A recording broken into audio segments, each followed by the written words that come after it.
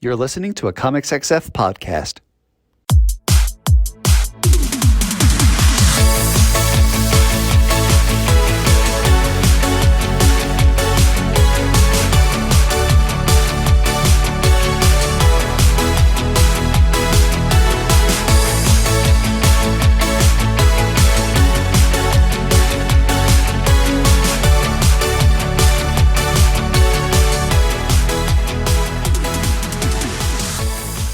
Snoochie Boochies, and welcome to the Comics XF Interview Podcast, the show where two best friends talk about comics with the people who make them, except for this episode when we're doing something completely different. I'm Dan Grote, and I love the smell of commerce in the morning. And you stole my Snoochie Boochies. Snoogans. Mallrats. And with us for this episode of Goofing Around and Nostalgia is the third amigo himself. Rob, say hello to the people. Yeah, if it isn't Monfrères. Cherchez la femme. Yes, indeed. So, what are we doing? Why are we dropping catchphrases left and right? So our buddy Paul Brown's show, the Super Jersey Summer Spectacular, is happening August 29th at Iron Peak Sports and Events in Hillsborough, New Jersey. And a big part of that is he and his fellow organizers basically got nearly the entire damn cast of Kevin Smith's 1995 film Mallrats to appear at this show, including Jeremy London, Jason Lee, Jason Mewes, Kevin Smith, Joey Lauren Adams, Brian O'Halloran, Ethan Suplee, Priscilla Barnes, Renee Humphrey, and the Easter Bunny. Stan Lee sadly had a prior commitment. Where's that with Bob Kane up in heaven? Yeah, heaven. Where's that bastard kid on the escalator? Who would have thought that Michael Rooker would be the guy who's too big to show up at this point? I mean, granted, he probably was bigger than most of the cast at that point, too. But, okay, fun fact, because I had to look it up. Yeah. It is possible that Michael Rooker was old enough to be Claire Forlani's father. But he would have had to have had a kid at the age of 15. Yeah, well, I also was doing the math on Michael Rooker while watching this movie, and it occurred to me that he was 40 when this movie was released based on his current age, which means Michael Rooker in Mallrats is younger than the three of us are now. Oh, so there's that. But I'll start here. You know, Rob, you have been to many a horror con that has had sort of big cast reunions for various, movies and stuff. How does this sort of compare to that? Have you seen bigger?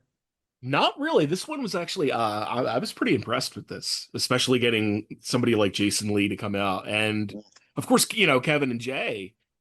I mean, not for nothing, it is a Jersey con, but that's still a pretty big deal. In terms of reunions, though, the kind of shows that I go to, like the Monster Manias and Chillers, it tends to be the movies like Scream. Scream seems to be like a very popular reunion, or they'll get Hellraiser. They'll get everybody who's unrecognizable underneath, all the makeup. Does Andrew Robinson show up? He, not in any of the Hellraiser shows I've been to, but I've missed out on him, unfortunately. I would show up for but a simple Taylor. Oh, and Liberace, yeah. Yes. And Dirty Harry. Oh yeah, I mean, no, he has a wonderful career, but in my heart, he is but a simple Taylor. Yeah. How did each of you watch this movie? Because this ended up becoming a longer story for me than I thought it would be, owning the DVD. Rob, how about you first?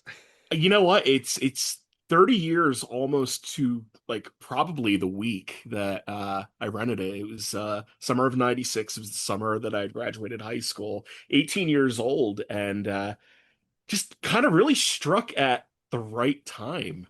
And it's funny, watching back on it now, I kind of realize, yeah, it's really not that great of a movie, but there's the nostalgic value of it, and just like what it conjures, the memories that it conjures, it being like a hangout movie, it reminds me of how I used to hang out.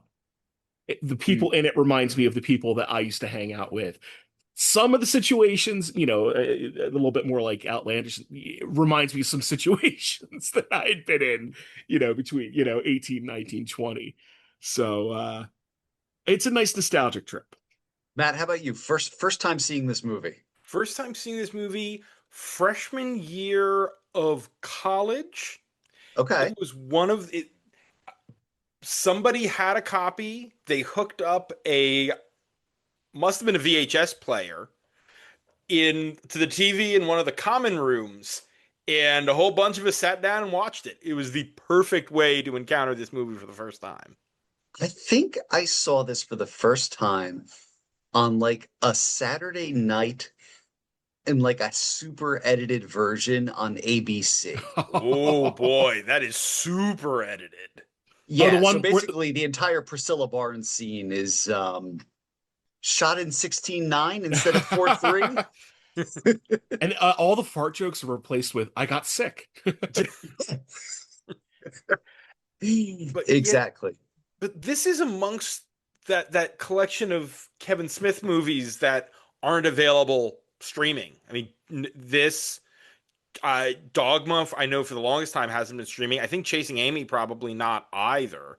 I think it's not until you start getting to the maybe Jay and Silent Bob Strikes Back, but probably even post that, like the post Jersey Girl era where it was out from under Weinstein, that these start streaming again.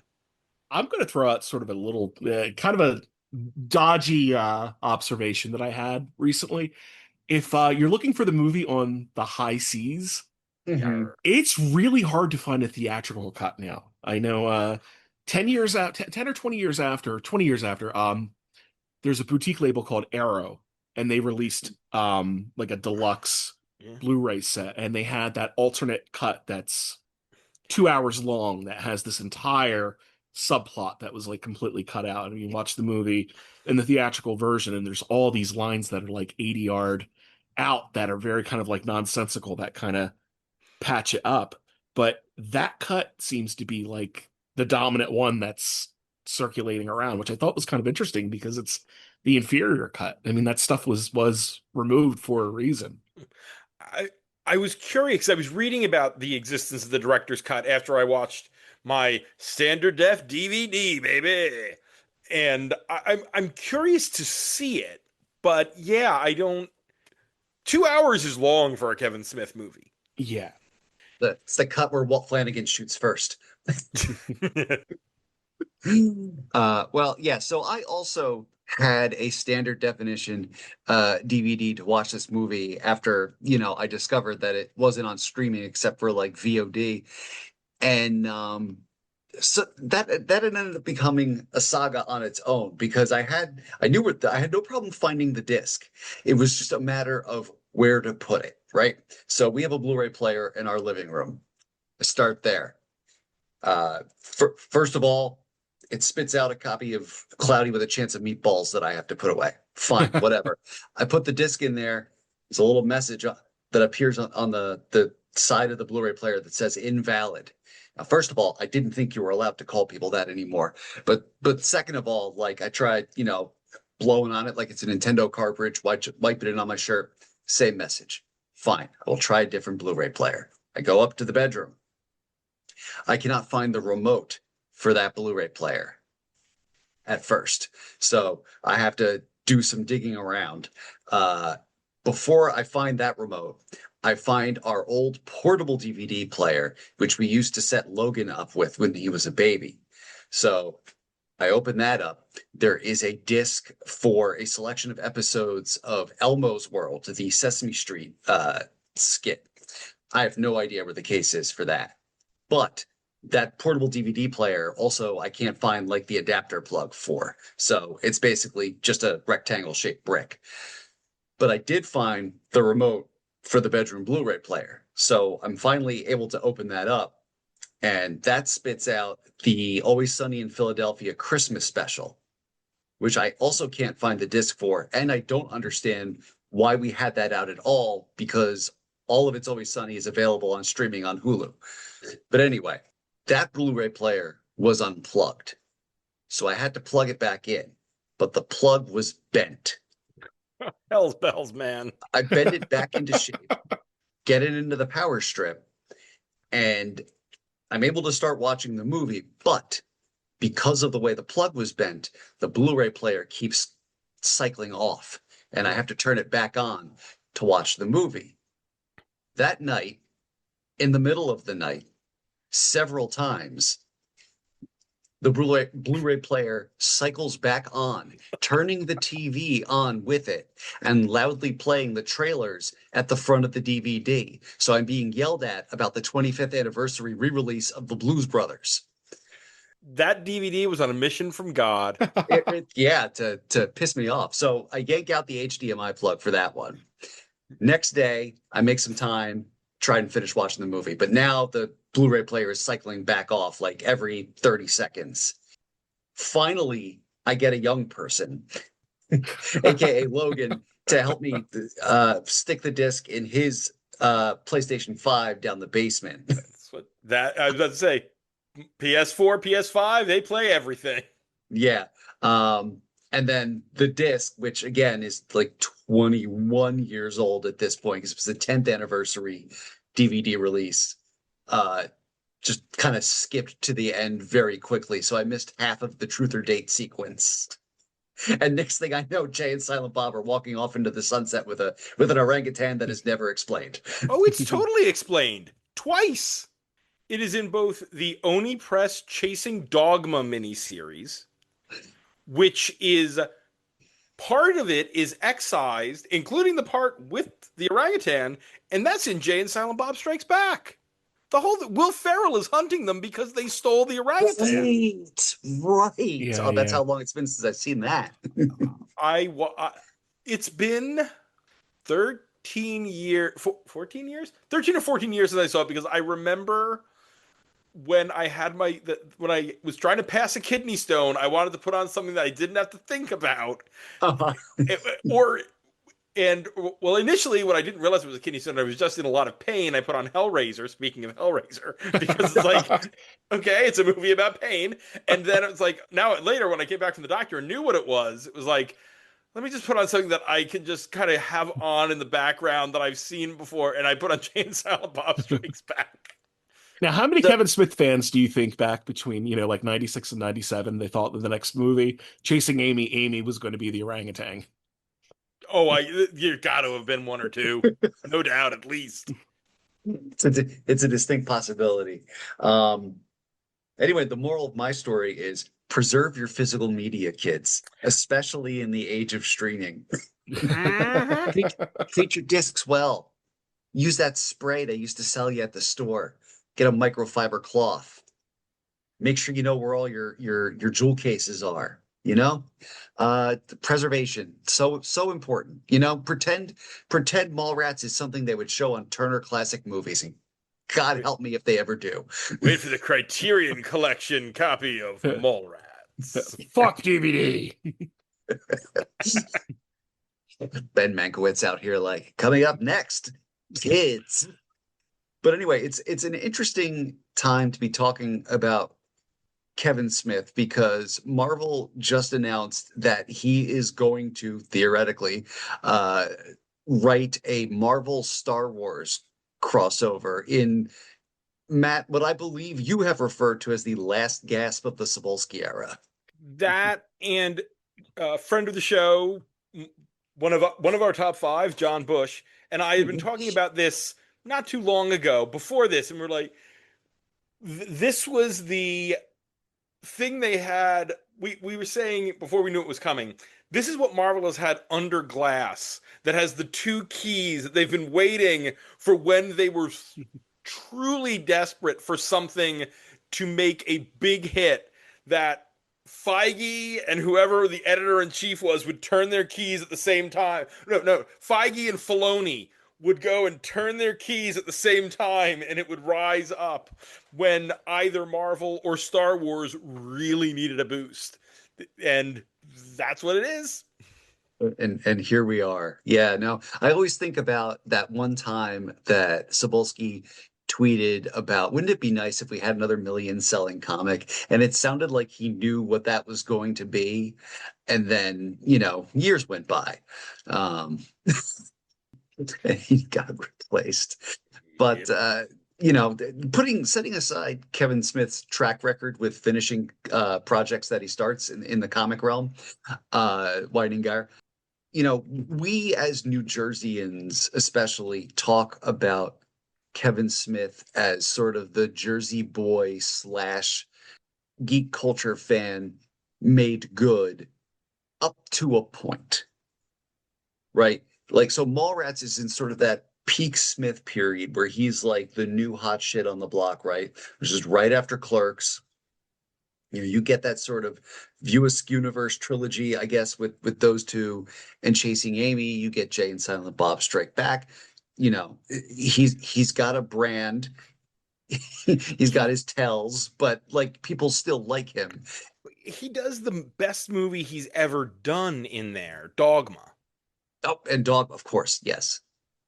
At least the movie that I feel is probably his best. I would agree with that. And then he hits Jersey Girl, and it's not all the way a downward trajectory. I like Clerks too. I think Zach and Miri Make a Porno is underappreciated, but it's also Kevin Smith doing his best Judd Apatow impression in the year 2008 when such a thing is commercially expected. And then you get Cop Out, which is just I say sad, but I don't mean like, oh, but it was something he wanted to try different that didn't work. It was studio slop, basically. Yes. It wasn't I mean, even the worst of his View Askew. I mean, there's still personal pieces. I mean, it's still very much him, whereas Cop Out is just something that's very generic. Yeah. And then we get Kevin Smith, the horror director, which bless his heart for trying. Tusk is an interesting swing. It's not completely successful, but it's worth a watch, and there are gems to be found in that. And the same with Red State.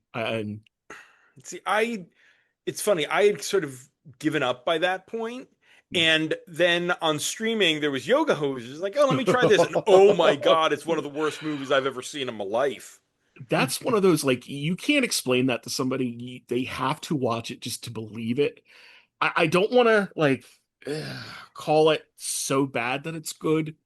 No, it's just so bad. It's so bad, but it's not quite dismissible in the same way as maybe Clerks 3 was. It's just because it is so singularly off the wall and batshit. The Johnny Depp of it is a problem. Yeah, but then we get very early Austin Butler. Yes. But Clerks 3, there is one of Stephen King's Bachman books, Roadwork. King addresses that as his trying too hard book, because he wrote it right after his mother passed, and he was trying to write something that wasn't wasn't another pot boiler, another pulp horror-y kind of thing. I feel like Clerks 3 is almost trying that, but Kevin Smith can't stop being Kevin Smith, because it is a movie about loss and about pain, and you're losing yourself, where you are in life as a middle-aged man, all these heavy topics, but it's still a Clerks movie. And well, Clerks and Clerks 2 both are dramedies. That is so heavy. Yeah. I mean, it opened at the beginning. I mean, we find out, oh yeah, Dante's family died. It's like you can't start there and then it becomes a Clerks movie. The tonal dissonance is too much in Clerks 3. Yeah, I mean, if you're going to make a comedy out of it, you've got to have a very delicate hand. I mean, something like a Noah Baumbach. It's a very small list of people who can like mine some kind of like genuine human comedy out of that kind of tragedy, and it just did not. There was too much dissonance right there. I mean, when he's at the gravesite and he's talking to Rosario Dawson, it doesn't land. It takes you out of it completely. I haven't seen Clerks 3, but I did read Archie Meets Jay and Silent Bob, which exists. It takes place after Clerks 3. So, Archie gets a job at the quick stop, and it's Randall and Elias. And I'm just like, well, where's Dante? And I'm like, God. And of course, I Google Clerks 3, and I'm like, oh, well, that sucks. But also, like, why is this the continuity we've chosen to play it? This is not exactly Frozen in Amber View universe here. As much as I was happy to see the kid from Clerks 2. I mean, that's Jane's, what is it? Jays of Future Past, the Jay and Silent Bob in the Marvel Oh, Universe comic opens with them dedicating a statue of Dante in front of the Quick Stop before Doctor Doom shows up and blows it into pieces. Please, God, do not let Jay and Silent Bob show up in the Marvel Star Wars crossover. We don't need this. Avengers Doomsday. Jay and Silent Bob will return. Oh God, yeah, they're from Earth NJ. But onto the movie at hand. And the first thing I thought about here is this whole movie takes place inside of a thing that doesn't really exist the way it used to. Uh, there's a whole subgenre or a whole genre of YouTube videos dedicated to quote unquote dead malls, including the one near me and Rob, where my comic shop used to be. Oh, You and know, let's be clear about it to anybody who's listening, who's not local. This is a dead mall. This is a mall where you go there on a Friday or a Saturday afternoon, and you have to question whether or not it's open or not when you look at the parking lot. There are there's one of those by me in Morristown, yep. and the AMC in Neshaminy in PA. Mhm. It's got a good AMC. It's got a big old Barnes and Noble, and when you walk in between them, they're anchors of this mall, and everything else is shut down. The food court has like five closed food court stands and a Chinese, like Mm, a Panda Express, mm, and not real like a knockoff Panda Express. Mhm. And Mhm. it's just you walk through there because every now and then they will have a movie that isn't playing near me, which is really weird because between Cherry Hill and Voorhees, they usually have everything. But every now and then I've stumbled across something weird that is only playing in Neshaminy, and I go and it's like, and I'm gonna go and I'm gonna be sad because mm. this place is just tragic. But it's a really good, like it's like Cherry Hill. It's got the IMAX and the Dolby. Like it's a really good AMC, and there's a really good Barnes and Noble, and nothing else. Yeah. I went to the mall, the Hamilton Mall by me for Christmas shopping this past winter, and I went and bought Hillary some things at Macy's, and then I walked to the exact opposite end of the mall where there is a record shop, and I could probably count on one hand the number of like open, Yeah. unshuttered Mhm. stores that I passed. There's an open Hallmark. That's the only other thing in that Neshaminy Mall. It's a Hallmark Mm, right next to the Barnes and Noble. See, our Hallmark moved across the street to the shop, the strip mall Mm. shopping mhm. center. A whole bunch of stores just kind of ran for cover, like when the rats scurry out before uh the thing they're running from. To go further on your point, yeah, there is a kind of a cultural shock to that about how over 30 years this is something that's kind of very quaint and to a younger crowd that would watch it now. But I mean, if you think about youth-oriented films, from the 70s up through the 90s, there was always this strong sense of the third space. That Yes. there was always a place where things were happening, the friendships were happening. the plans were made, the relationships were, made and broken, and that's completely gone now. I mean, that's you even look at it. I mean, if you really want to, digging deep into the 90s, I mean, you want to talk about what might be the definitive, and I have a whole point I was going to make about that later about the youth-oriented movies of the 90s, but I think the definitive one is probably Larry Clark's Kids, which, if you really think about it, was the cautionary tale of what happens when kids don't have a third space. And this is before the digital era. I mean, what are they fight, they fuck, and get fucked up, and that's it. Have you seen Forbidden Fruits? Came out earlier this year. Ah. Sort of. It's sort of a horror movie, but Lily Reinhart from Riverdale. It's part Heather's, part Mean Girl. It's that Heather's Mean Girls thing, but it's set at a mall, and it's like, wait, this does not compute. It is set in the now, but it's this vibrant mall, and it's like the one store that is all the hot girls, quote unquote, work in, is like they're like the alphas of the mall. Oh, that sounds like it was probably made by somebody who's maybe like an older millennial or a young, a zillennial, and they're kind of doing like a wistful anachronism right there. It's apparently based on a play, so I don't know when the play was written. The play might have been at the appropriate time, and they adapted some of it for the now. But I couldn't get over, like, I think I said in my review of it on Letterboxd that the weirdest thing in this movie isn't the possibility that they're actually, doing spells. Heather's meets the Craft. That was what my brain called it. Okay. But I mean, granted, the Craft is kind of Heathersy too, but it's not the possibility of magic or like the intense gore at the end that's the strangest part. It's the fact that it's set at an active mall in the year of our Lord 2026. Yeah. It says the guy who lives near the Cherry Hill Mall, which is still active and going. And boy, howdy, if there's one word, I do my best to mask any Jersey accent that I have, but I can't on the word mall. It comes out Jersey. Yeah, no, 100%. 100%. But getting back to the third spaces thing, it is so.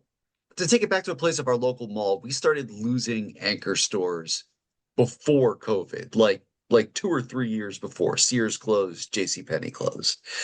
But with regard not just to malls, but the entire third space concept, that is something that powers greater than ours sought to destroy during COVID. And I'm not talking about social distancing guidelines, but in the absence of that kind of socializing for a period, there are real estate investors who saw fit to move in on spaces like malls and even like boardwalks and just make them these things that were going to be other playthings for rich people. Like, if you go, a lot of these Jersey Shore towns now have passed, curfews and 8 o'clock book bag bans on the boardwalk.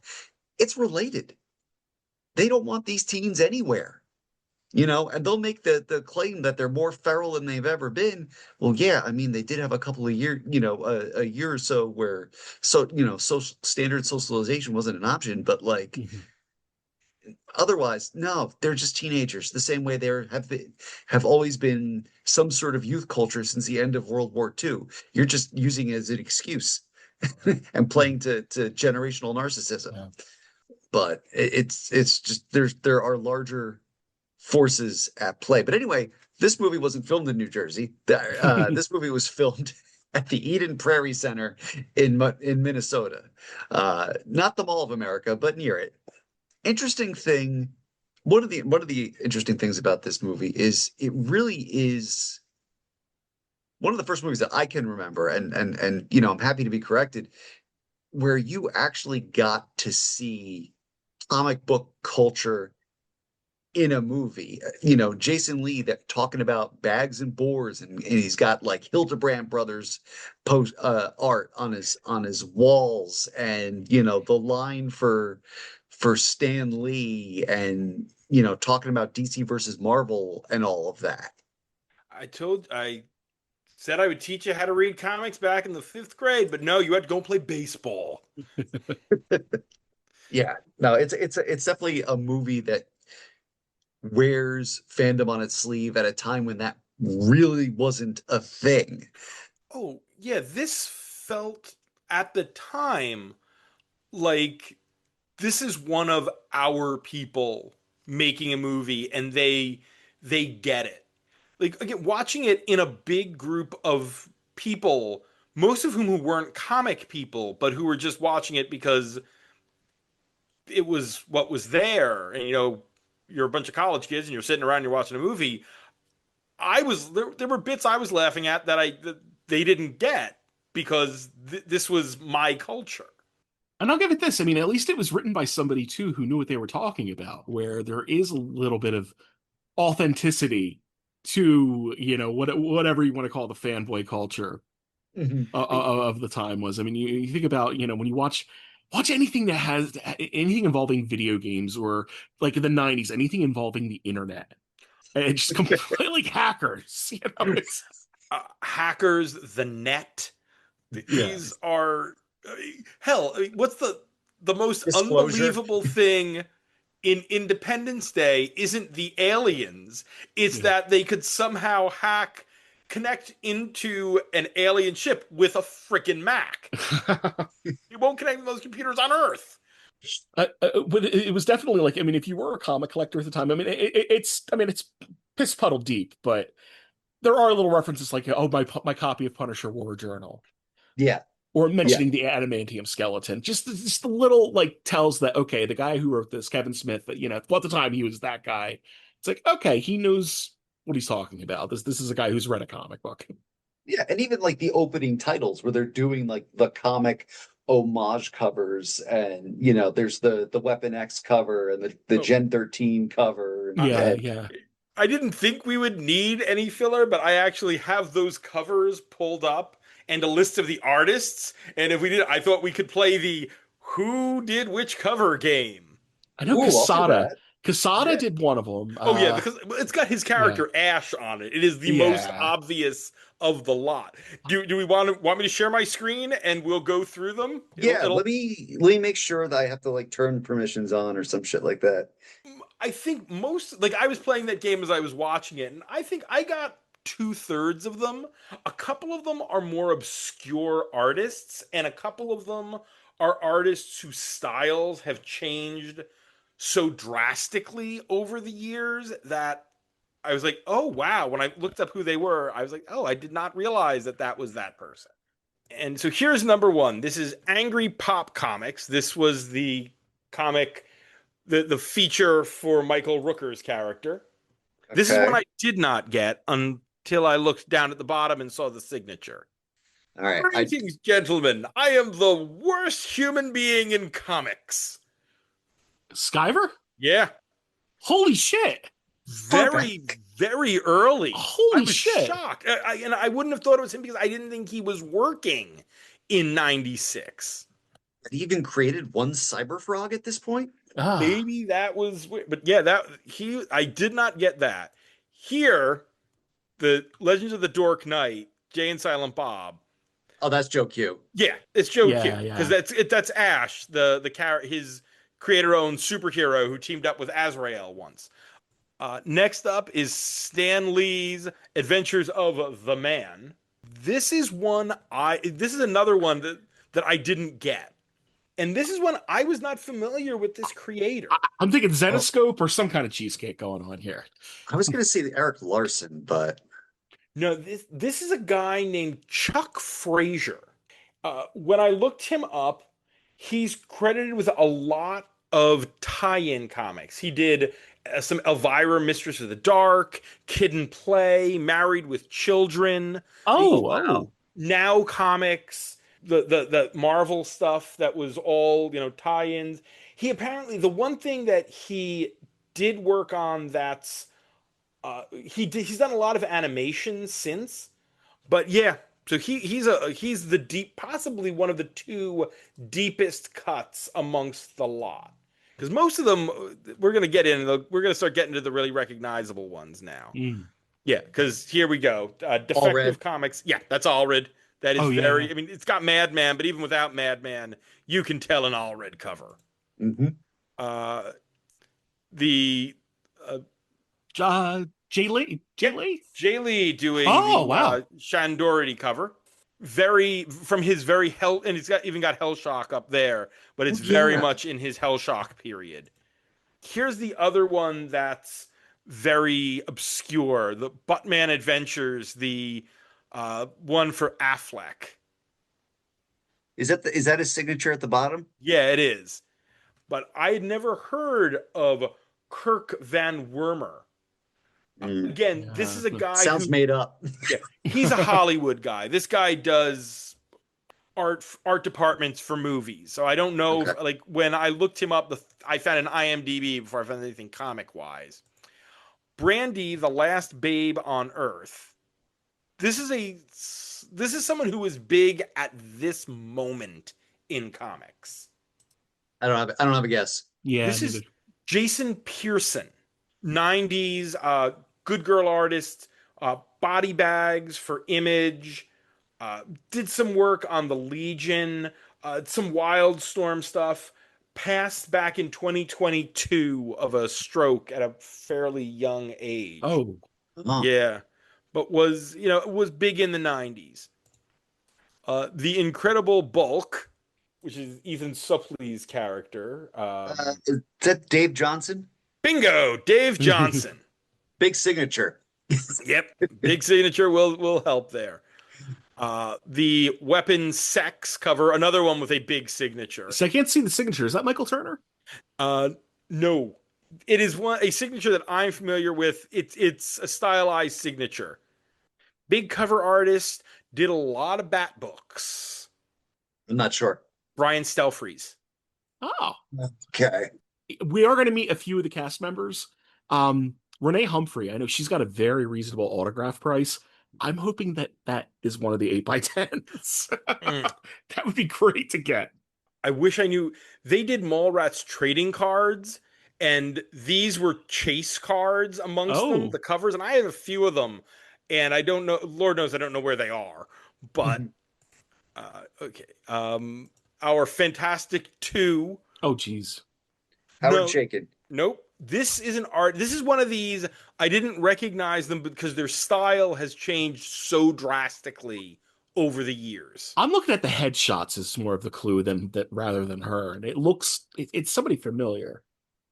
The faces, their faces have changed, but they are still recognizable. When you know who it is, you'll be like, okay, I can see it. I can see it. I give up. Cully Hamner. Wow. Okay. Another easy one. The Gwen 13 here. Adam Hughes? Oh yeah. Oh yeah. Very Adam Hughes. Oh no, I see the AH there. Okay, Oh, yep, yeah. Yep. Even, and the final we hear Brody Man, big signature, but also Wait. J. Scott Campbell? J. Scott Campbell. Wow. Yeah. So I mean, those were huge names in comics at this particular moment. Yeah. I'm not. I guess they all must have liked Clerks. I mean, not all of them were huge, but many of them were. And I guess they liked Clerks or something, or somebody at the movie studio drove a reasonably sized mid-sized car up to their house full of money. We got to think, with the way comic culture was around then. I mean, the comics themselves. I mean, we're going into like the lowest period. I mean, look at Marvel. I mean, they were coming off of Age of Apocalypse. This came out in what, like fall of '95. Yes. So we're coming up upon Onslaught not too much longer after this, which is probably the nadir of yeah. DC is now the bubble has burst and we're heading toward Marvel's bankruptcy. But absolutely. We're at the point where I think they were more desperate to sell trading cards and video games. I mean, the movies really weren't happy. This is before Blade, In between Roger Corman and Blade, which was like that dead zone. So they were trying to make, money any other way that they can, just, basically by merchandising. And I'm sure they probably saw this. This is a very Marvel heavy movie. I mean, other than the Superman condom and the Kryptonite condom reference, it's pretty much exclusively Marvel. Yeah, Woman of Tissue Paper. Yeah. Although Kevin Smith does dress like Batman in it. Yeah, but that's more of a. If I saw that in a non-comic book movie, I still would have seen, because that was pop culture zeitgeist stuff, the Burton reference. And this is a few months probably before Forever, because Forever would have been June, July of the same year. So we're still we have not realized that what Batman is going to become in the films just yet. So this is Smith's second movie after Clerks, as we mentioned. We start to see sort of a lot of the threads of the View universe coalesce in this movie. Not just Jay and Silent Bob, but like when Brandy dumps TS, it's because of Julie Dwyer, whose funeral is in Clerks. She's fucking dead. There's a mention of Rick Darris, who is in Clerks, who Joey Lauren Adams' character famously fucks on a pool table. Yeah. And then of course there's every character that Brian O'Halloran plays with the last name Hicks. And you've got Walt Flanagan, who's actually, you know what? It's something I noticed. I did watch it Saturday night or Sunday night. Walt Flanagan appears a few times in it. I mean, he's in line for Stan Lee, but later he's a stagehand. He's the stagehand who gets fired by Rooker. Oh, I didn't notice that. Okay. Yeah, because I know that was one of the jokes with Clerks, that he was like the Lon Chaney of indie film. He's also mentioned every time Brody tells a story. Oh, his cousin Walter, yeah. Yeah. And when they go to the dirt mall, he says hello to Walter, who's off camera. Yeah. So that he's everywhere, man. He's inescapable. It's getting flashbacks of Comic Book Man on AMC. Height of reality television. As I was watching the movie, I was thinking about how good Jason Lee is at physical comedy. Oh yeah. He's doing a lot, and a lot of it is subtle, but he's like very like always doing stuff with his arms. Like there's this scene where they get one of the chase scenes where he just like stops and he's taking his pulse on his wrist, and then he takes his pulse on his neck, and then he checks TS's pulse for like comparison. He didn't necessarily have to do any of that because he's talking the entire time, but it's like it enriches the scene, if that makes sense. He's almost like a Gen X Chevy Chase, just the way. Yeah, he's got the great physicality, very acerbic. Just great, like mugs the camera like nobody else. The thumbs up in the faces and everything like that. I mean, the physicality might come from the fact that he came from skateboarding. Everybody fire up your YouTube right now. Look up the Sonic Youth video for 100%, and you'll see him and Spike Jonze back in 1992 skateboarding. Yeah, no, he's a man of he owns like a photography store now. Oh wow. Yeah. I read something not that long ago. So yeah, his is a many interesting and varied career. And he got out from under Scientology, which many others haven't.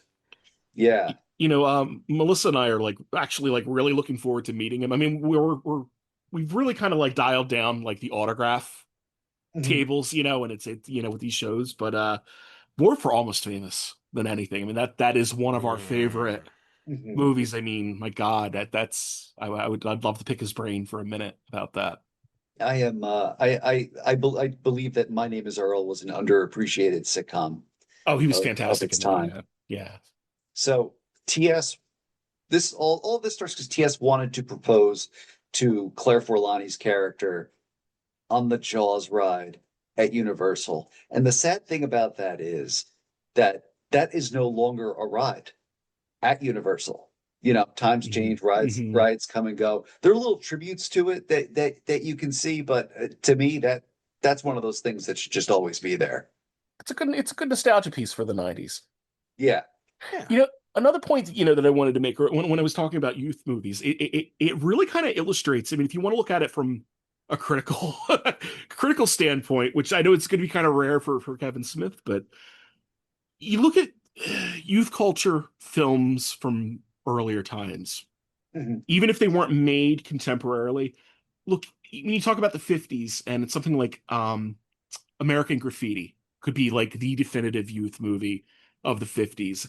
And then you look at maybe like the 70s, and Dazed Confused is probably the one. And then in the 80s, you did have movies that were made at that time. Oh, I yeah. would say probably like The Breakfast Club. And everything else, I mean, it sort of felt like it was under an umbrella. When you get to the 90s, you you could not nail it down in like a single spot. I mean, you had so many different voices at that point. You had Linklater, you had Whit Stillman, you had John Singleton. You've got what Kevin Smith is doing. You had Empire Records. You had Dang. Clueless. You had Kids. None of these movies are alike whatsoever, and I think it's just kind of interesting how it just shows you how different like the 90s youth culture was, where it was a lot more like wide open, especially when it came to film. And I look back now, there really is no youth culture films now, and it seems like if when you do get one, it is a period piece. The last thing I know, Matt, please feel free to correct me. The last movie that I can think of that dealt with youth as teen to like that post high school was Saltburn, and that was set 15, 20 years prior to a very specific point in the late 2000s. I can't think of anything else, at least on my radar. Have you seen Mile End Kicks? Island Kicks is I want to say, is that the movie about the journalist in Montreal? Yes, she's in Yes, her yeah, early 20s. Like it's a little bit later than that, but yeah. it's a Barbie Ferreira of Faces of Death as the lead. I did see. I didn't really think of that so much as a youth culture. I mean, it definitely deals with young people, but I mean, I No, felt more of a specific character piece than. yeah, it's the closest I can think of to something. I mean, yeah, because Almost Famous is, I guess, not, it's not youth culture despite it being about a youth in culture. And Mhm. that is the closest. But yeah, I can't think of anything other than you're right. You had midnight. There was. I'm thinking back maybe like 10 years. You had mid '90s, eighth grade, which was a little bit younger than that, and Mhm. that was fantastic. Book Smart, The Spectacular Now. I mean, there are a handful here and there, but I mean, I would say To in be the in a 20s, wallflower. mm, yeah. that was a period piece. That was you could lump that in with the '90s actually. Okay. Okay. But yeah, no, it seems like post COVID, that vaunted like that youth market, it just it isn't there. It's maybe they'll go see Marvel movies, or you aim a little bit younger with the Minecraft crowd. I think the market still exists. I think Hollywood, after COVID, decided to play it real safe with blockbuster after blockbuster. And I think we're seeing that this summer has proven that we can only support so many tentpole blockbusters, that the ones that happen are huge, but other ones sort of settle out, and we're gonna be Hmm. getting, knock wood, more small movies mixed in with the certified blockbusters. I think that's going to be the horror effect, and probably this is like a heads up for everybody. I think we are sort of spitballing a sequel to our Halloween episode last year. We definitely warrant like a good sequel episode to the year that Yeah. we've been Yeah. having, and I mean, I think that's definitely a part of it. I mean, I think it's to the point now where I think the collective audience has sort of been underestimated, and there is a taste for the shock of the new out there that, maybe before it'd be like, no, yeah, that's not going to fly. Where now I think, the lower budget, out there pieces, we're back to something not just with horror, but I feel like there are moments in Hollywood where you look at it and it's running late this time. Mm. But every 20, when you look at it, the 70s, then the 90s, both saw this influx of independent film. Hmm. And it didn't happen in the 2010s, but I think now we're getting the next wave of that independent film spirit Oh, I again. agree. I agree. I think it's just people are fed up with content. Yes. Yeah. Even if you get a flawed product. I mean, and this ties into what we're talking about. I mean, Kevin Smith was part of that, for all the people, flack people are going to give him now. He was part of that 90s indie. Yeah. I mean, Clerks is a micro budget movie. Yeah. And Mallrats is the classic example of, the small director who gets, that studio dollar for their second part. And it's, maybe not the big commercial or critical hit at the time. It maybe become a cult hit, but I mean, he definitely, shows that, he functions much better on a smaller, more personal scale. And then, but I will say, despite the difference in their critical reception at the time, this movie might have actually aged better than Chasing Amy did. Oh God, yeah. I mean, this is Brody is basically, the prototypical 2010s dude. You Yeah. look at the 2010s. I mean, that was the height of the MCU. That was Mhm. Wizard World. That was Funko Pops. That was The Walking Dead. I mean, that was like everybody wore a comic book shirt that they bought at Target. Everybody sort of like hopped up to, what? We're all geeks inside. That seemed like that was sort of the theme, and I think a lot of that is gone now. You've got some remnants of that, but I mean, that was sort of a charm of that decade. Yeah. But Chasing Amy is a more deeply problematic film than this. Yeah. And there's a fascinating documentary I saw last year called Chasing Amy. Amy. Have you Mhm. seen it? Yes, I have. Yeah, fascinating documentary about a queer transmask person Mhm. who Chasing Amy was the thing they saw when back before they, realized they were trans, when they just thought they were a lesbian, and how it was the one thing they could see that was like, oh, there are people like me, but then realizing all the problematic elements that come with so much of the messaging in Chasing Mhm. Amy that isn't necessarily intended. It is so much of Chasing Amy is done with better intentions than what it comes out as, but it's also interesting to watch this documentary to see how frank Joey Lauren Adams is about how messed up her and Kevin Smith's relationship was. Mhm. And I don't think ever it's not like Smith doesn't come off as abusive. Smith just comes off as He was immature. He was he was an, insecure yeah, and immature. Yeah. yeah, it was just not a good relationship. But Mhm. he's very, both of them are very involved in being interviewed for this documentary. But you see it, and Chasing Amy has aged much more poorly. This movie, I will give it bordering upon credit that Mhm. we are 1 hour and 20 minutes into a 1 hour and 38-minute movie before either an R bomb is dropped or there's any gay panic. Then Mhm. it comes on pretty fast, but Yeah. it makes it most of the way Yeah. through. Yeah. Versus, I watched The Breakfast Club last week and they drop an F bomb 10 minutes into Oh that yeah. movie, Yeah. and it's used a lot.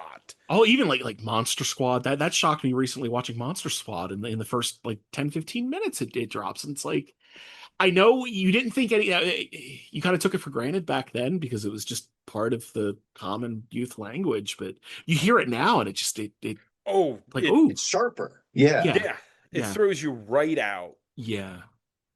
But it's interesting about the Chasing Amy. I think the thing that I really loved was that it was made over a period of time where different periods of the transitioning, and I loved the relationship that the person had with Kevin, and just seeing how it did affect Kevin. And he is a sweet guy. He is, very fan friendly, and I've met him a handful of times, and he's always been very nice.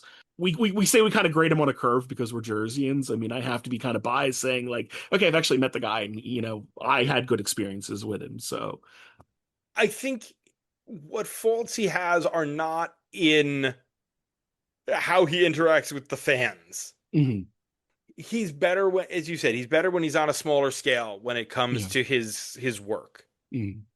With the exception of Dogma. Yeah, Yeah, but that's yeah. Dogma is strangely intimate for how big it is. It's really it's character focused more than something like Mallrats is, Mhm. both for our lead and for Bartleby and Loki. Like there are very, very distinct arcs.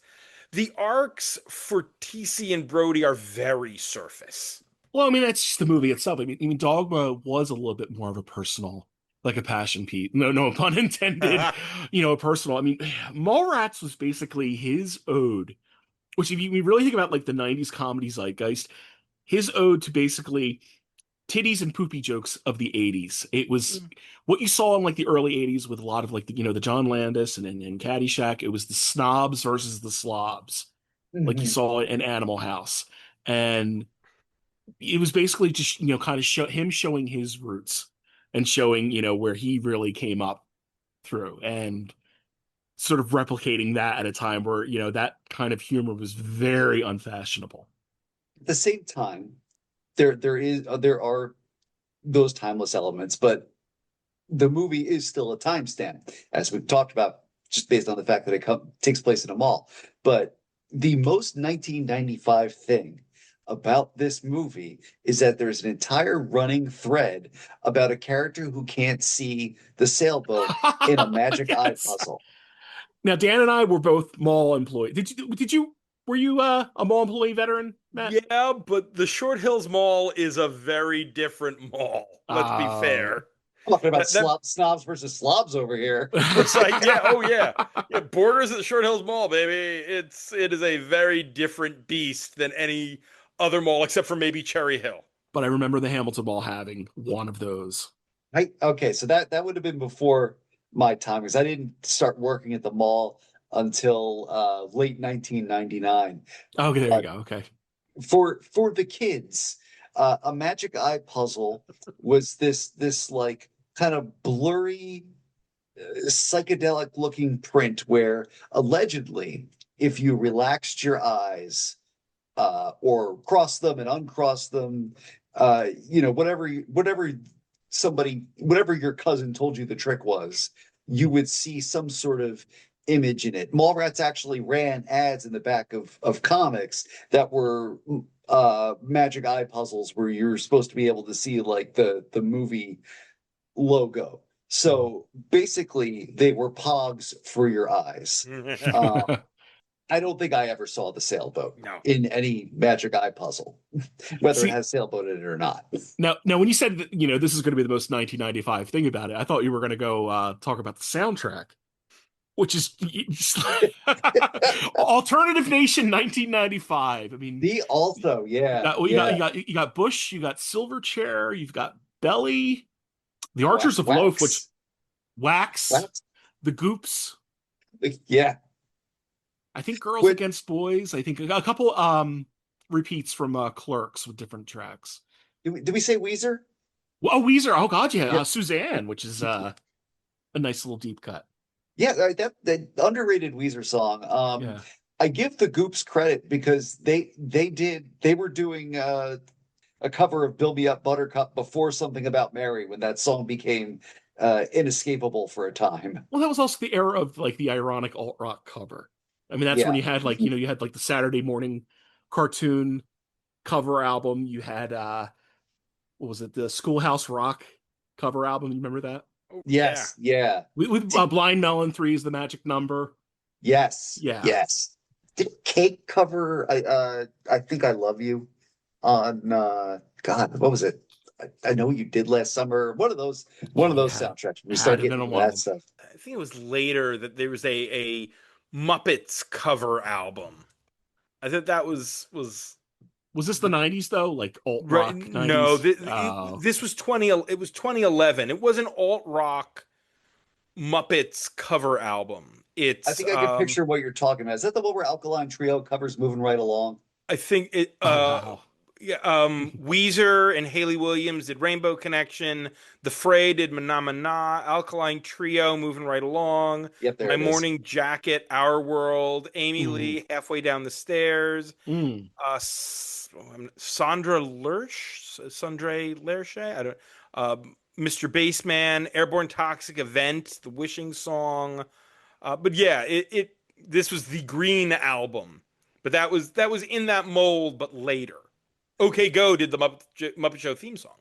Yeah, Cake did a cover of Phenomena too, but that was on a like a B-sides and rarities album. Another through line in this movie is there's a kid on the escalator, and Jason Lee is constantly distracted, yelling about this kid who, like, the camera at one point shows him like sitting literally on like the escalator step next to his inattentive mother, or allegedly an inattentive mother. And at some point, something bad happens to the kid on the escalator. Now, has either of you ever heard of, seen, or witnessed something like that happening on an escalator? Because I could only think of one dangerous escalator that I'm aware of, and it was the one at Revel in Atlantic Oh City yeah, before yeah, it yeah. closed, because it was this like steep ass escalator to nowhere with very little in the way of railings. I've never, you know what? For the years that I worked at the Hamilton Mall, I never saw that. And then I would see people actually putting baby strollers with the child Uh-huh. inside on them, Oh and thank God. goodness nothing ever came of that. But no, I can't say I've ever seen any good tragedies with the escalators. You know. No bloodbaths ensued. I will say though, both of my children, I think, when they were like, I don't know, 3, 4, like still getting accustomed to, walking and living in the world, both eyed escalators with like trepidation. So Oh they yeah. both did that sort of Buddy the Elf thing where they're like stretching their legs across like several stairs because they're like afraid to move. Okay. Trish the Dish is 15. The character is 15 years old, doing a sex study that appears to have some sort of academic backing, and ends in her publishing a book, and also saving the day for the entire movie. Renee Humphrey was 20 years old when this film was released. I mean, she was probably about 19 when she filmed it, which is like that very, it's not specific to the 90s, but especially toward the end of the decade, there is an unhealthy obsession with teenagers and sex. See the American Pie franchise, and also most other things with teens in them. Nevertheless, the villain of the movie gets his comeuppance. Ben Affleck's manager from Fashionable Mail, Shannon Hamilton, because she recorded having sex with him. Please don't go, girl. Call me Donnie. I'm sorry, and that is a funny bit. Call me Joey. and the tape is aired during Truth or Date on stage at the mall. So how do we feel about the fact that technically child sexual abuse material saves the day in this All right. movie? I did think about this, seeing it, and bear with me with this. Go ahead. Yeah, Good. watching it 30 years later, I made a face like, ooh, that doesn't really sit well now. But at the same time, it doesn't stand out as badly as what everybody remembers from Revenge of the Nerds and Mhm. 16 Candles, where you have two sexual situations that are kind of similar to that are largely like non-consensual. That were both played for laughs And I think those are definite like red marks that I think kind of harm the movies. Now, I mean, for both being kind of classics, it's rough revisiting them. I thought that this was sort of maybe a less offensive version of that. I tried to figure out if there was a way you still could have done this when if she was graduating college. Like if she were still a prodigy, She's just but was 18. 18, exactly. Because he can't get arrested then, but there are ways that recording the sex tape could still have, ruined Yeah. whatever else he was doing. Like, I don't understand, other than it was an acceptable gag at the time, why she needed to be 15. It's the shock of it. It's Yeah, it's sort of because that line, "that girl is only 15," is supposed to make you laugh. It's supposed to. That's the key word. Believe, I am not defending the scene in any way. I'm maybe dropping like a little drop of nuance, but I'm comparing it to things that are genuinely fucked up. Yeah, you're comparing to things that are considerably worse. Do not get me wrong. I think it also is possibly more uncomfortable because, was Weinstein producing this, or did he not really come in until Chasing Amy? He's thanked in the credits for something, like thanks for the pretzels or something. Yeah, they were kind of friendly. Well, they were friendly probably from I want to say Cannes when Clerks played the Cannes Film Festival and Miramax picked that up. I know he had sort of a relationship with him up running through Dogma and Strikes Back, being on Miramax. Yeah. But then again, I mean, that's hindsight. I mean, we didn't know. Really, Weinstein's only reputation back then was that he was a little bit of a bully, and he was somebody who kind of campaigned in probably some very dubious ways to get like The English Patient to win Best Picture, and Shakespeare in Love. That he was doing like little underhanded, like he was like one of those old moguls, like in the modern times. The whole sexual abuse stuff. I mean, that was a whole different can of worms. Yeah, I mean, there was big controversy that Shakespeare in Love year about the things he did to push Shakespeare in Love to win Best Picture. I heard a whole podcast about it. I mean, let's face it. I mean, this is a whole different argument, but I mean, Saving Private Ryan, I think, arguably deserved to win that year, or at least that, or something else. I mean, Shakespeare's a fine movie, but right. I think people who are like Shakespeare in Love is a bad movie. I disagree on that, but I think Saving Private Ryan is probably both the test of time and the production of it. It is probably the superior. It is the superior film. Yeah. Can we blame Harvey Weinstein for Crash 2006? No, but that was Lionsgate. Yeah, that's a weird year of movies. Because we could go on about what should have probably won versus Crash, but I think the whole Miramax party. I think Chicago was probably the last. I think that was a Miramax film. I think that was around that time. Miramax was kind of dying down, kind of in the zeitgeist, and there was other things coming about. And this is before the allegations. Yeah, well before. All right, who's got a good dirt mall story? Oh, I love me the Columbus flea market. I remember. Did you ever come to Columbus with me, Dan? No, I do remember Adam and I went comic shopping in some like parking lot. That's Columbus. Was that Columbus? Adam and I met up at Columbus once. Okay, I thought that was like Berlin or something. Okay, maybe it was. Columbus is awesome. This is the one I'm thinking of, but that's the one I'm thinking of. Maybe I'm mixing its name because I've been to Columbus too, but the one that you're talking about, the thing I loved about that was after, when social distancing was still big, like right after COVID, since it was outdoors, man, it was great. This guy would bring like 40 long boxes of comics, and it was just like, la, la, la, la, la. It's outdoors. I can go through all these comics, and it's outdoors. Hooray! I know that, generally, like whenever you go to a dirt mall and there's a comic vendor, It's usually like boxes upon boxes on top of each other, and it's like a total like, hazard zone. And it's like, okay, you're taking your life in your own hand if you want to like venture through these boxes and everything.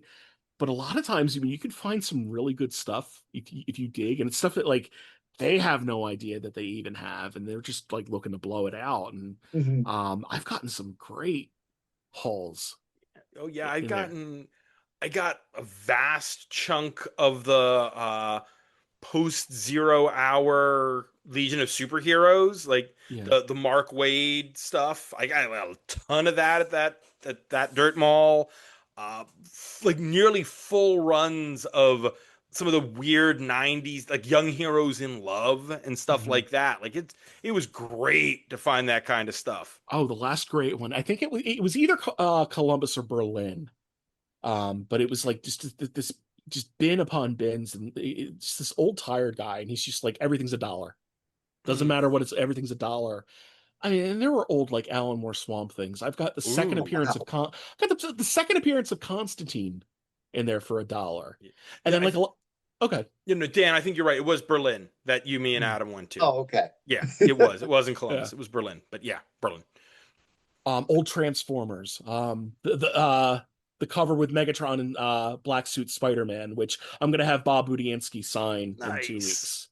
I've been dying to get that signed by him. Like old like Marvel, like I remember I got like both issues of the Blade Runner, the Archie Goodwin Blade Runner adaptation, Ooh. and just like great, great, great, great stuff. Like the stuff that's like right up my alley that I look for in dollar bins.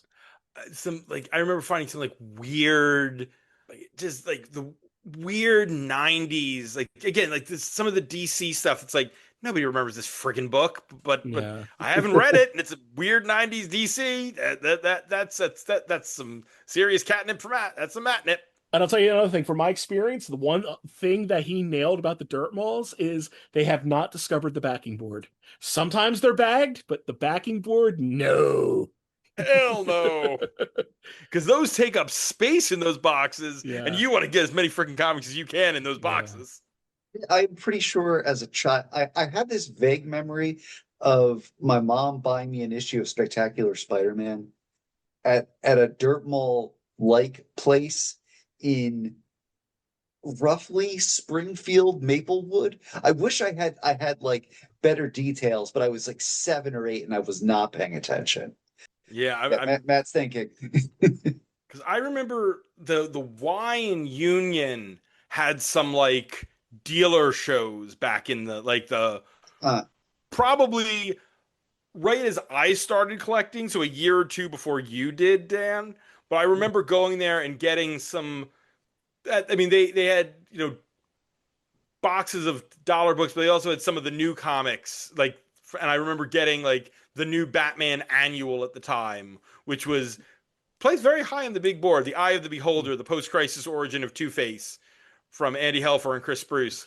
But yeah, I love that. I miss those kind of shows, and I miss the dirt malls where it's easy to just find people with box upon box of random Yeah. ass comics. Between that and records, and you know what, food. Like a lot of times, like they've got these like little tiny grills in there that have been like family owned that have been there for decades. I know Cowtown, I think kind of mhm. qualifies as a dirt mall. This is like back in the 80s. You could get like a Polish kibasi, like a grilled Polish kibasi, and they put bullseye barbecue sauce and cheese whiz on it, and like a seeded roll, and it's like the most fucking amazing sandwich you could like imagine. And there's always funnel cake. Oh yes, and lemonade, funnel cake, Yes. lemonade. Oh, Yeah, yes. yeah. Yeah, I got to go through my files where I log all the comics that I get them by date that I just kind of go through, and I got to find like the swaths where I see these. It's like, okay, that's got to be a dirt mall, because I can Yeah. tell the ones that are from a con because there's usually trades mixed in. If it's Mhm. vast swaths of like runs of single issues, like, oh no, that's the dirt mall. Just I've never seen a topless fortune teller. That's Yep. the only thing. Yeah, no, no, no. I was thinking about sometimes you're at a show and you're digging through, and they have those boxes where they have like, here's a complete run of, I don't know, fucking Hawkeye all together, bound. Not a trade, but like the individual issues. I'm like, There's no fun in that. It's just No. taking all the sport out of it.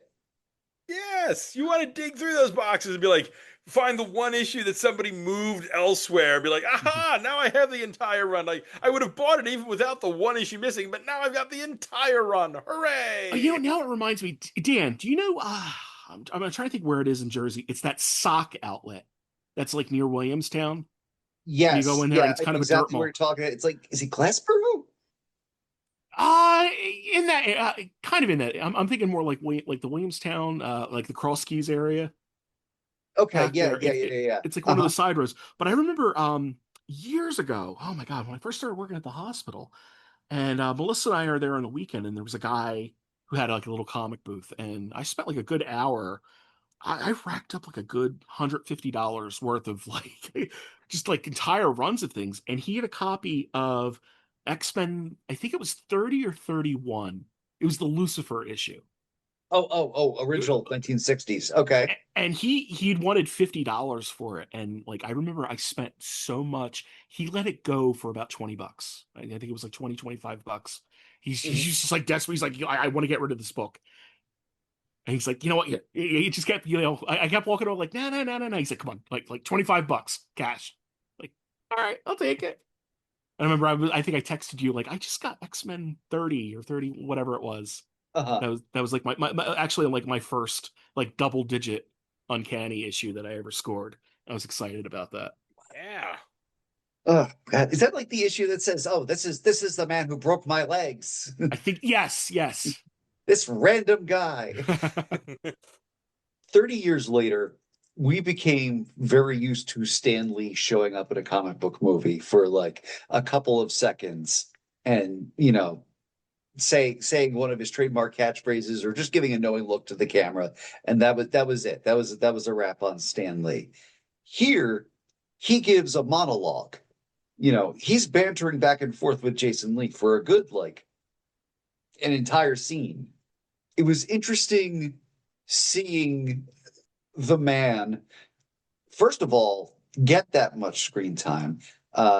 Second of all, at the height of his toupee's glory, and just sort of in a comic book movie that's in a very sort of Rob Liefeld, Todd McFarlane, J. Scott Campbell time.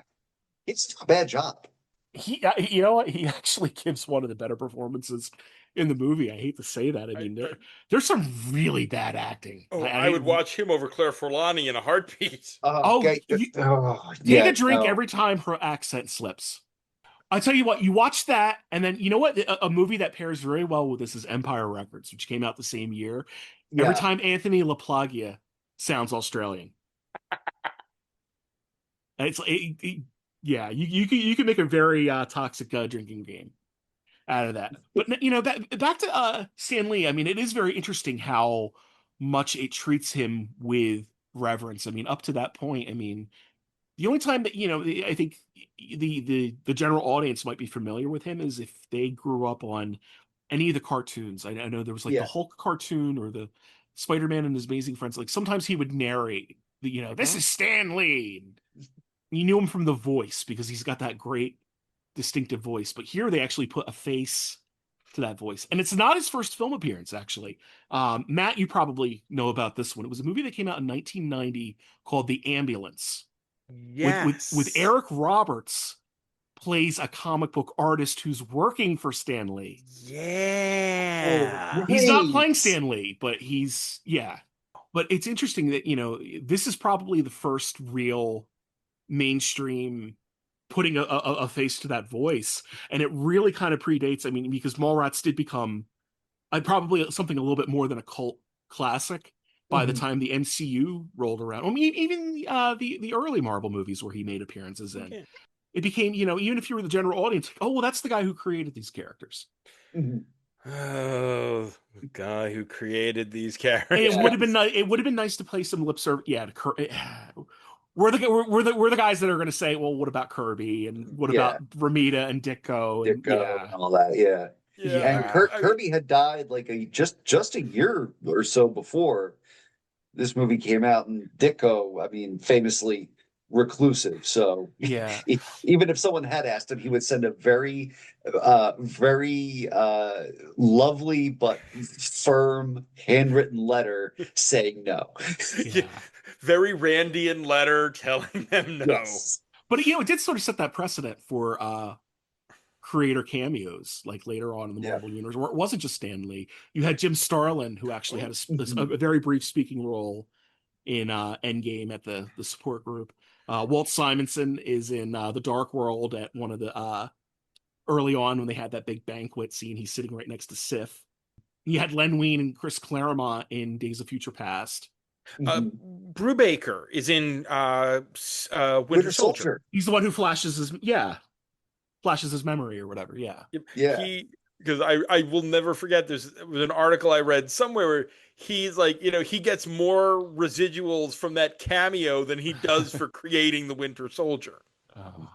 And Terrific work. I mean, Starlin, I can't remember, he's gotten more money from creating the KGB Beast, whose name is used in Arrow and in BVS, his secret identity, not KGB Beast, but Mhm. Anatoly, whatever, than he does from Thanos, Drax, and Gamora. Wow.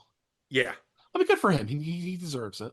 Yeah. I mean, all these creators. I mean, there's so many other deserving names that haven't gotten to Oh, appear. Bill Mantlo. Yeah. If for Rocky, I mean, it should have. Yeah. But yeah, getting back to kind of I guess dumping on Claire Filani for just a second. There's a precociousness to the dialogue in this movie that is stock and trade for Kevin Smith, but some of these actors who are not in his immediate orbit maybe don't understand how to deliver, and it's a problem that ends up extending to Dawson's Creek, which Oh, tries for very similar levels of precociousness that almost never lands. Now that's Hillary's tried rewatch or Hillary has started rewatching that show recently, and I did not watch it when it originally aired. Guys, that show was bad. Oh, yeah. I watched a little of it right as it in its first season because James Vanderbeek dropped out of Drew, my alma mater, to do Dawson's Creek. Oh wow. And so I had been accepted to Drew and heard that this guy had. So I watched some of it for him, and I remember nothing other than there was a Breakfast Club episode in season Yes. one. Mhm, I mhm. remember just that there was a Breakfast Club episode. I remember next to nothing about it, but I remember that. But I mean, that's Kevin Williamson, who does a similar patter thing. Yeah. But they're all chasing the Sorkin dragon, and it is not. They attain it to different degrees. Yeah. The West Or Now, the Amy Sherman Palladino also. Sorkin and Amy Sherman Palladino are the two masters of that pithy dialogue. Smith and Williamson are the next tier down. now you ready for a little bit of casting trivia that might kind of blow your mind. You please. know who Kevin Smith originally was cast as Renee was Stacey Mistician from Degrassi. Caitlin Ryan, because Oh, he's got the connection. He yeah. actually Oh, at one time he bought the rights to Degrassi Junior High, and then he and Jason sure. appeared on Next Generation. Of course, there's all the references about girls who say a boot and Yep. Canadian melodrama, and he and Stacey are actually pretty good friends. But Huh. that's how he reached out to her to offer her the role. It was Universal that shot them down because they wanted a movie actress, and that's how Shannon Doherty But got that part. I will say I haven't read a lot of Kevin Smith's comics in recent years, but he's done some stuff through Dark Horse that are set in the View Askew universe. Mhm. Mhm. And his most recent of these quick stops miniseries that there I believe each issue is like a one-off story set in the View Askew universe. Issue 2 of the most recent one of those miniseries was a tribute to Shannon Doherty. Yeah. And it's two things. It's like him talking about her and her sense of humor and how she helped get this movie made. And then it is an excerpt from what will probably never be done now, the Mallrats 2 script. A Oh, scene between her and Brody, and he just had it illustrated. And it is a very touching issue. I'm not a big Shannon Doherty person, but I was curious to see what he had to say about her. It's a good oh, issue. somebody got too young. Yeah. And like we were just talking about Dawson Vanderbeek. Oh my God! And speaking at the time that we're recording this, Hayden Oh, Panettiere Frontier, yeah. yeah, yeah, last that night came out was today as we're recording. yeah. That's And if you speaking of if you haven't seen them, The Gates movie came out earlier this year. mhm. Uh, it's James Vanderbeek's last role, and it's a social horror. It's three young black men wind up. They get off. There's a backup on the highway. They get off the highway and they get into a gated community, and Okay. I they mean, see the a local man kill a woman, and it turns out he's like the founder of the neighborhood and a preacher, and it's James Vanderbeek as the villain, and he's excellent. Mason Gooding is one of the three guys. He was the one I recognized. I didn't was not familiar with the other two, but yeah. it's again it's a one of those don't sleep on it because it's not great, but it was pretty good, and and Vanderbeek's last screen role. It'll probably find life on Tubi. Mark for edit because this does not need to be in the episode, but you can keep it if you want. Rob, you would be the only person I know who possibly could have seen this movie that was on a horror movie podcast that I listened to. Blades. Yes, it's a remake of Jaws with a lawnmower. Yes, I I own saw it it. for the first time last week. I was like, wow, up to and including the old lady coming up and Yes. slapping the guy Yes. because her husband was killed by the lawnmower. I was like, this is utterly bizarre. This That was a Vinegar Syndrome gem back when they were releasing really batshit stuff instead of the same fucking movie over and over again with a $50 slipcase. yeah, it's like, okay, wow, it is to Jaws what Spaceballs is to Star Wars. It is that much of a like 1-to-1 ish spoof. Made for a And $1.50, yes. yeah, exactly. And distributed, not made by, but distributed by Troma, of Trauma, course. yeah. Because who else was going to distribute Jaws but with a lawnmower? Oh, bizarre movie. Loved it. I love. It wasn't great. It wasn't even good, but boy, it was weird, and I got a kick out of it. That's for sure. All right, Matt, since you seem to have a better handle on View Askew Universe continuity, especially like outside of the movies, do we ever actually get to see Brody host a talk show? I don't believe so.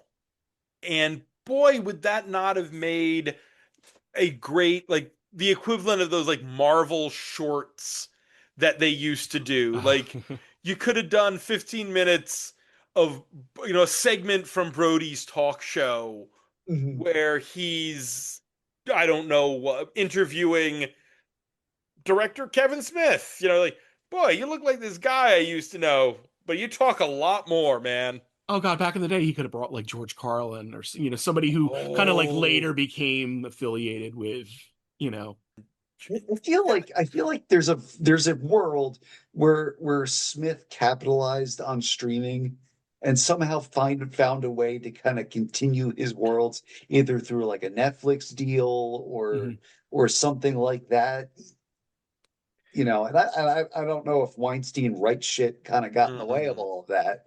I know there were some years there where he just could not get sequels off the ground, but you And I know, stand firmly by the fact that Clerks the cartoon is a Mm, lot of friggin' fun. that's really good. That's it really is. good. Yep. I feel bad because I know for a while there recently it was a serious thing, but I can't hear anyone say hantavirus without thinking the dreaded hantavirus. And of course, the best line in the entire series. Who's driving? Oh no, Bear is driving.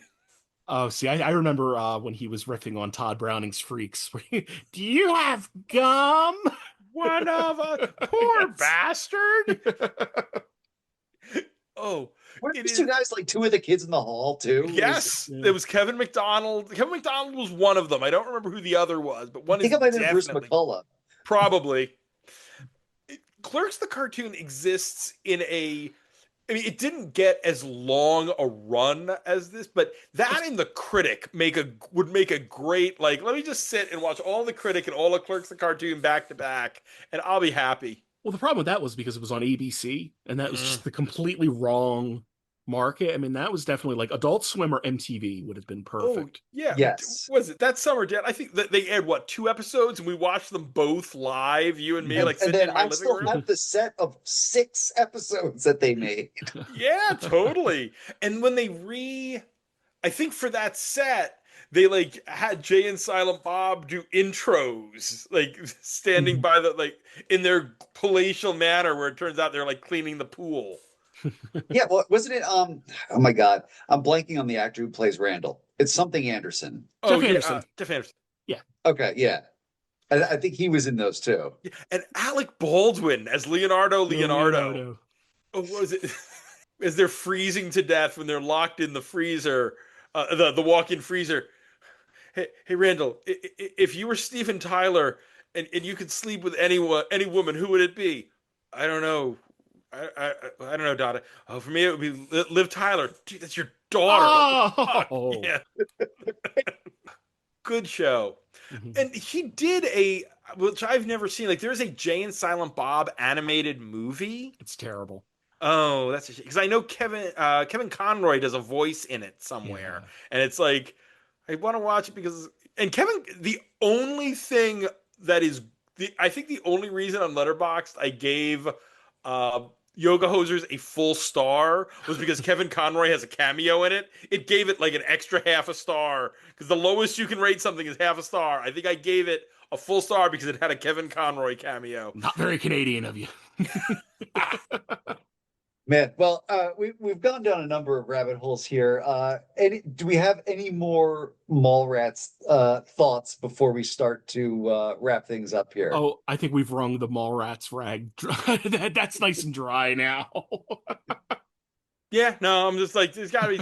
I'm trying to think of something I could. It's like, Joey Lauren Adams is in there. We didn't, but that's like, I think that's the only member of the cast that we have not really addressed.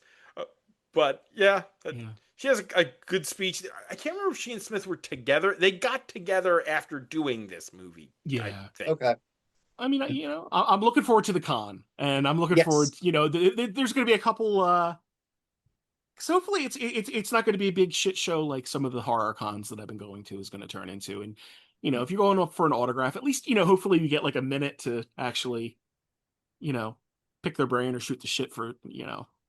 I'll be It'll be over. fun. I'll be over by the dollar bins. Yes. Yeah. when the shit goes down. Yeah. Might go up and just give a howdy to see if I can get say hi to Kevin Smith because I've never met Kevin Smith and I would like to. He's nice. He's really nice. That's excellent. Before we say goodbye, I figure we'll tease the listeners with this. Matt, do you want to talk at all about your weekend at FlameCon? Oh, FlameCon is always just delightful. I had a great weekend. I got 4 interviews. Oh, I know about one of them. Dan was telling me that I won't spoil, but But I congratulations don't on that. thank you. I don't want to spoil any of them. They're all first time interviews. None of them have appeared on the show before. Okay. And the 2 that might have been repeats, I was not able to capture, but we got 4 brand new interviews, all 3 of whom are well-regarded Big 2 creators, and one of whom just released their first graphic novel. I always try to get someone who just released their first book, because usually FlameCon has one of their, marquee guests. They're like, hey, this is a queer creator who just released their first queer-centric graphic novel. So I have that one, and It's gonna be a good time. Listen to it coming up week after Labor Day. Right on, right on, right on. Well, that gives folks enough for the future. Once again, yeah, Super Jersey Summer Spectacular. We're all going to be there, not working, just hanging out. Not every con is a job. You know, you know what they should have a little setup there that if you come with a little Dixie cup, that you can get some Coke with no ice. Yes. Free. I was wondering what the small cup budget was. Although I imagine at the time you could get a stack of Dixies for 50 cents or some rate that's not at all what you would pay now. But yes, they should do that. Have people sign little paper cups. Little things of chocolate covered pretzels. A little melty, but damn, are they tasty? Yeah, paper bags that somehow are able to roll down like that and are super absorbent. Yes. Defying all the laws of gravity. But yeah, so that's what we're up to, and we'll see you next week. That's it for this week's show. As a reminder, you can find the Comics XF interview podcast at Comics XF, along with our sister podcasts Battle of the Atom and Bat Chat with Matt and Will. You can listen to the Comics XF interview podcast on Apple Podcasts, YouTube, SoundCloud, Amazon Music, Audible, and at comicsxf.com, where new episodes move Tuesday mornings. You can support Comics XF at patreon.com/comicsxf, where, depending on the tier, you can get shout-outs at the end of every episode of the Comics XF interview podcast, early access to episodes, access to our monthly bonus podcast, Our Son Pete, a deep dive into the comic appearances of British mutant super spy Pete Wisdom, access to our new Wednesday Warrior workouts, in which I share exercise tips and review comics. You can request updates to the Xavier Files Mutant Master Rankings at Comics XF, or a primer, one of our custom reading guides for a series, character, or creator, or even advertise on the show. You can also go to patreon.com/comicsxf to order copies of the Comics XF zine, featuring some of the best articles from the history of the site. Digital copies are $10, physical copies are $15, and supplies are limited. Big thanks to our patrons: Oliver Mertz, Nathan Elwood, Mark Danielson, Silas X, Jack Adams, Sean Shambly, Matt McThorny, Buddy Nooning, Jake Murray, Zach Quaintance, Joel Elod, Lisa Slack, Will Redmond, Tobias Carroll, Liz Large, Asimov Fangirl, Carla Pacheco, and Shelf Dust. You're all special, and we love you. You can follow Comics XF on Blue Sky, X, Threads, Facebook, and Instagram at Comics XF, me at Daniel P. Grote on Blue Sky, and Matt Lazowitz at MattLaz1013 on Blue Sky. And until next week, remember, in the 1970s, the Beast turns himself furry, experimenting on himself in a series of anthology solo stories, then tries to hide his new furry features by wearing a latex human mask and hands, essentially making him the mutant Carl Havoc.